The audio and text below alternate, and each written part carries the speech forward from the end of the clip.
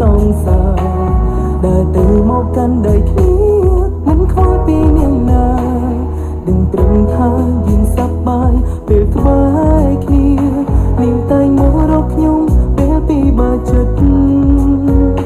ចង់ឲ្យខ្ញុំជួយកើតថាតែធ្វើយ៉ាងណាតែថ្ងៃនេះមិនដូចរាល់ដងនាងពីភាសារឿងស្នេហានាងបានប្រាប់ខ្ញុំថានាងស្រឡាញ់គេម្នាក់ហើយខ្ញុំប្រឹងធ្វើសើចទាំងដឹងក្នុងចិនថានឹងបាត់បង់អ្វីម្យ៉ាងខ្ញុំអាចនិយាយបានថាវាពិតសំខាន់មាននឹងទេថាមិនងាយមានកូនចិនលួចត្រច័ន្ទខ្លាចដែលធ្លាប់កាន់ប្រគល់ឲ្យប្រម្នាក់ផ្សេងដឹងក្រុមឆ្មានឹងថាដឹងជាមិនមានចិនលួចប្រចានសុំទុំដែលដើរហួរដែលខាន់ថាណាត្រឹមមិត្តភក្តិមានរឿងយ៉ាងដែលខ្ញុំសង្ស័យថាខ្ញុំក៏ស្រឡាញ់មនុស្សម្នាក់គេនឹងជាមិត្តភក្តិ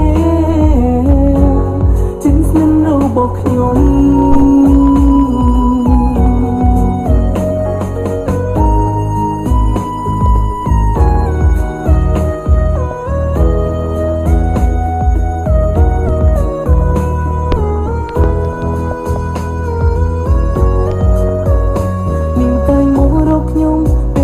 បើចិត្ត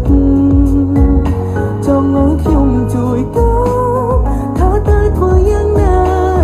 តែថ្ងៃនេះមិនដូចរាល់ដងមានពីភាសារឿងស្នេហានាងបានប្រាប់ខ្ញុំថានាងស្រឡាញ់គេម្នាក់ហើយខ្ញុំប្រឹងធ្វើសើចទាំងដឹងក្នុងចិនថានឹងបាត់បង់អ្វីយ៉ាងខ្ញុំអាចនិយាយបានថាវាពិតសំខាន់មាននឹងទេថាមិនងាយ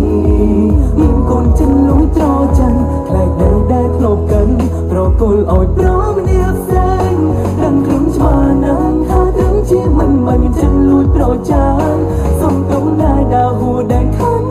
ថាណាត្រឹមមិត្តភក្តិមានរឿងយ៉ាងដែលខ្ញុំសង្ស័យថាខ្ញុំក៏ស្រឡាញ់មនុស្សម្នាក់គេនឹងជាមិត្តភក្តិចិនស្និទ្ធរបស់ខ្ញុំ